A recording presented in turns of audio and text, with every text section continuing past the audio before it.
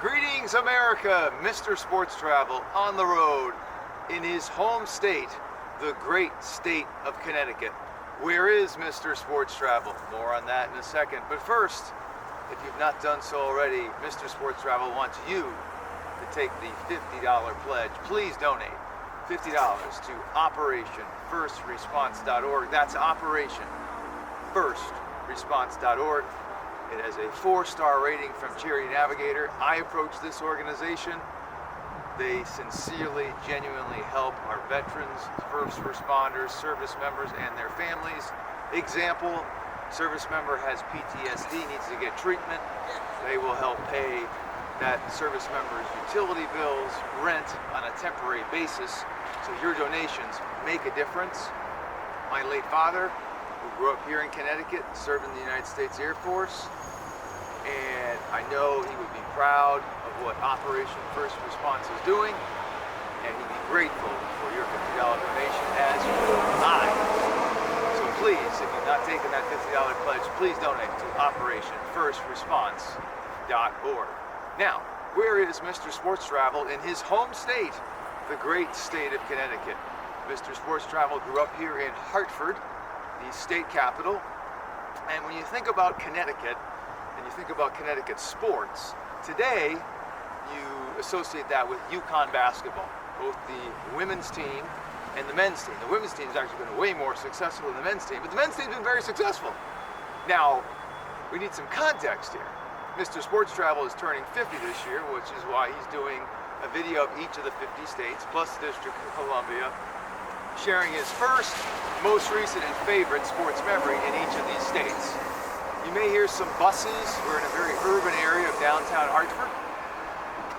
But when I was growing up here in Hartford, in West Hartford, just a suburb right here, UConn basketball was an afterthought. It was not known very well. They weren't very good. When you thought about the old Big East, you thought about Georgetown, you thought about Syracuse, you even thought about Pitt. Even Boston College had some good teams back then. Yes, Boston College used to be in the Big East. UConn? No. We did not think about UConn basketball, either the men or the women. When I was growing up in the late 80s, early 90s, here's some police sirens here. We're in downtown Hartford, folks. Feel the beat of Hartford. That was an 80s theme on the jingle. Feel the beat of Hartford, the beat. All right, Mr. Sports Travel, so where the heck are you? I am at arguably the most historic venue in the state of Connecticut, as this was the home of the NHL's Hartford Whalers. And it was at this building in 1979 where Mr. Sports Travel saw his first sporting event in his home state, Connecticut. I was born in 72. 79, they reopened this because the roof had collapsed a few years earlier in a snowstorm. And even the buses love my car. That's why they're honking. Urban area here. Hopefully you can hear me okay. So my first sporting event was here when they reopened the Civic Center for the LA Kings game in 1979. I was all of 7 years old. My brother was all of maybe 2 or 3 years old. And my mom, my dad, we all were here for the opening against the LA Kings. Why? Because my father was a season ticket holder to the Hartford Whalers. But not only that, before they played at the Civic Center, they played in Springfield, Mass. And that building is still there, called the Mass Mutual Center. When the roof collapsed here, the Whalers played temporarily in Springfield. And at that time, they were known as the New England Whalers. They were in the World Hockey Association, the WHA. When they came here, when they reopened the Civic Center after the roof had collapsed, they were now an NHL team, the National Hockey League. They were an expansion team in 1979-1980.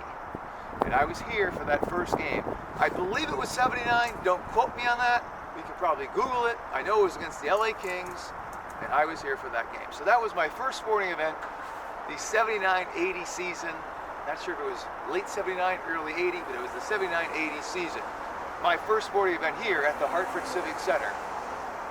My most recent sporting event was last night. I saw some high school hockey at West Haven High School, and then later at the Norford Ice Pavilion. Now, I don't have much time on my hands. I'm too busy sports traveling, but someone should do some research on which state in the United States has as many hockey rinks based on the size of that state. I would bet to guess that Connecticut has more hockey rinks than any state based on its size in the United States of America.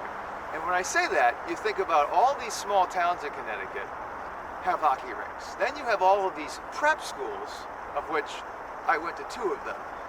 I went to 3 high schools in 5 years, but I turned out okay. You have all these prep schools that have hockey rinks. So I would venture to say, without having done any statistical research, there's probably more hockey rinks in the state of Connecticut than any other state in the country, based on its size, its small size, okay? And last night at West Haven High School, that's a high school hockey rink on the campus of a high school. Very rare, even in states like Michigan, Minnesota, Massachusetts, etc., New York State. So that was very unique, West Haven High School. That was my game last night.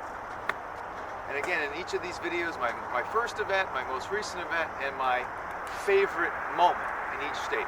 And obviously here in Connecticut, I grew up playing high school hockey at a lot of these rinks. I went to public school, private school, played club hockey, travel hockey, you name it, I played it.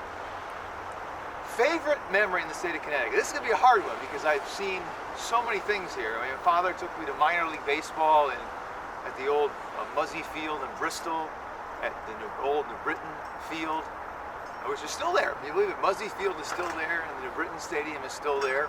You may hear some noise over here. Someone's getting their car towed. That's a shame. It's actually a nice morning here for winter in Hartford. It's a little chilly. Joe's got the gloves on. Mom would be impressed. He's dressed warm. Jacket's on. So I've seen baseball here. There's a new minor league ballpark here in downtown Hartford. I've been there to see a couple games. And then there's been baseball in Norwich, where my father grew up, Bridgeport, over the years.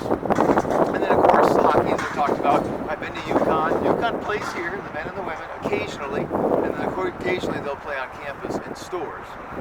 And I've seen UConn football, and I'm going to be going to the new UConn baseball venue later on this trip, and I've been to the old one.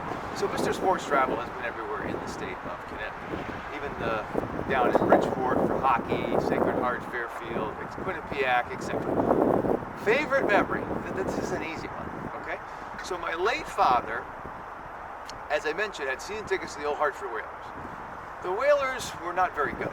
In fact, we used to jokingly call them, at least I did, the fail whale. They were not very good. And the other alternative name for the Whalers was the Hartford Failures, because they were not very good. They were good in the WHA. When they were in the World Hockey Association, the New England Whalers were very good. In fact, they won the Avco Cup, which is the equivalent of the Stanley Cup in the NHL. But when the Whalers were in the NHL, they were terrible for the most part. Now, there was an exception to that, and that's my favorite memory.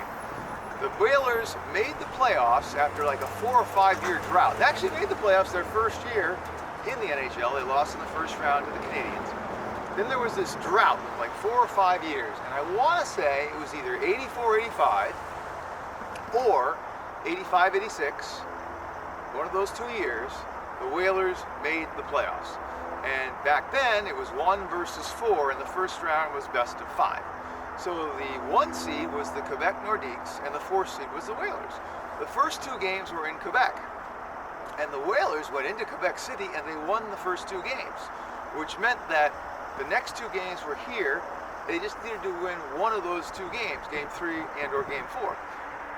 Well, the Whalers wanted to get this done, right? So they win Game 3, and I remember in that game, the coach of the Nordiques was this short gentleman, fiery coach named Michel Bergeron. He would later go on to coach the New York Rangers. And during the game, there was penalties, it was physical. I think Bergeron got a penalty himself for barking at the referees. You could tell he was upset. The crowd was so revved up, so intense. To this day, probably from a hockey-only perspective, it was the loudest I'd ever seen the building at the Civic Center here. And I'd gone to many games with my dad, Bruin games, Ranger games, where those fans will come down here and play the Whalers. But there was nothing like the atmosphere that night against the Nordiques, because the Whalers were going to win their first playoff series in the National Hockey League. So the game itself was very memorable. The post game was even more memorable. So the game is over, and my father worked at Channel 3, which is the CBS affiliate here in Hartford. And my dad knew the ownership. Howard Baldwin had owned the team at the time. He would later go on and own the Penguins.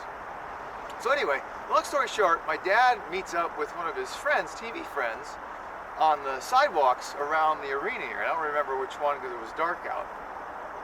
And they're doing their stand-up, you know, like I'm doing here, live from Hartford. And my dad is like, well, let's hang out here a little bit. And my dad, for some reason, I don't know if my dad had a few beers or what, he's like, son, go ahead and get in the truck. This was the TV truck. Because it was cold that night, and he was talking to the TV reporter during his break. All of a sudden, the fans are so nuts here, they start shaking the truck. And I'm like, Dad, what's going on here? I mean, that's how revved up the fans were. And finally, my dad's like, son, get out of the truck. I mean, they didn't flip over the truck, but the point I'm making is the revelry that night. It was like a celebration of the city that I'd never experienced before, because they'd won their first playoff series, and for years of having been so bad, they made the playoffs their first year, but then the years of being so bad, I'll never forget that night. The intensity in the building, the joy of the fans, Michel Bergeron, the coach of the Nordiques, being so mad, and then the post game with the truck shaking and the fans hooting and hollering on a winter night in Hartford. It was amazing. It was an amazing experience. For those of you who were at that game, Game 3 against the Nordiques, it was 84-85, 85-86. I want to say it was 84-85. I could be wrong. So that would have been April of 85. I could be wrong. You know what I'm talking about. It was quite an experience. So to me, where my fascination with sports and travel started was here. It was here at the Civic Center, going to games with my dad who had season tickets. Through the good times with the Whalers, through the not so good times. I remember the smells inside the arena. I would always get a Coke and a pizza. I remember talking to my dad about, hey, who's starting tonight? Who's playing well? Who's not playing well? My favorite player was Blaine Stoughton, and I was livid when the Whalers traded him to the Rangers that I ceased my affiliation with the Whalers briefly to root for the Rangers. I'm still kind of a Ranger fan, but there's always been a part of me that's always obviously going to love the Whalers. And no team to this day will ever have a better theme song than Brass Bonanza. If you Google Brass Bonanza, non-Hartford people, it becomes addictive. If you play it in the office, your boss is going to say, turn that song off, it's really addictive. Brass Bonanza. My father's favorite player was Ron Francis, and the interesting story about that is the Whalers traded Ron Francis, and when they traded Ron Francis, my father said, that's it, I'm done with these season tickets. And my dad was onto something, because the Whalers just went down the tubes after they traded Ron Francis. Ron Francis was the face of the franchise, for lack of a better word. And what happened? He went on to the Penguins, along with Ulf Samuelsson, the Swede, and they won the Stanley Cup with the Penguins. And what happened to the Whalers? I think he was traded in 91 or 92, Ron Francis. I think it was either 95, 96, or 96, 97. The Whalers played their last game here. They moved to Carolina. I want to say that was in the spring of 97. Don't quote me on that. Of course, you can, as they say, Google it. But that was the end of it. Had they not traded Ron Francis, might things have been different? You know, the other thing I think back on with Hartford is, you know, they came so close to beating the Canadiens that same year they beat the Nordiques. They took the Canadiens to Game 7 in Montreal, the old Forum. And that stupid Claude Lemieux had to win the game in overtime. You think about if the Whalers had upset the Canadiens that year, what might have been? Will we have a new downtown hockey arena for the Whalers here in Hartford? Will the Whalers have stayed? You may have seen my New Jersey video about the Devils in front of the Prudential Center. There's a lot of similarities between the Devils and the Whalers. The Devils, right across from New York City, very small state like Connecticut is, in the shadows of bigger cities and states like Boston, New York. The Devils were able to get that arena done. The Devils went to the Stanley Cup and won a few times. The Whalers, it goes to show you with sports, it's the best reality TV there is, and little things can make a difference. And you look back on the Whalers and say, well, gee, gosh, at these things happen, had they not traded Ron Francis, had they maybe beat the Canadiens that year with Claude Lemieux not making that goal for the Canadiens at the Old Forum, would there be a new Civic Center on this strip of land behind me, or somewhere else, either in downtown Hartford or nearby? Well, we'll never know. Now, the good thing about this venue is that it's still being used, because it is an historic venue. And if you ever go see a UConn basketball game here, or a UConn or a minor league hockey game, you may see on the signage there, "Run with the Pack," and that's the minor league hockey team that plays here now, the Hartford Wolfpack. And they got some red in their colors, so I've got some red. I wish I had some Whaler gear. I don't have any Whaler gear. I think they were all kid size, because I was a kid. So I don't have any adult size Whaler gear. So the building is still being used.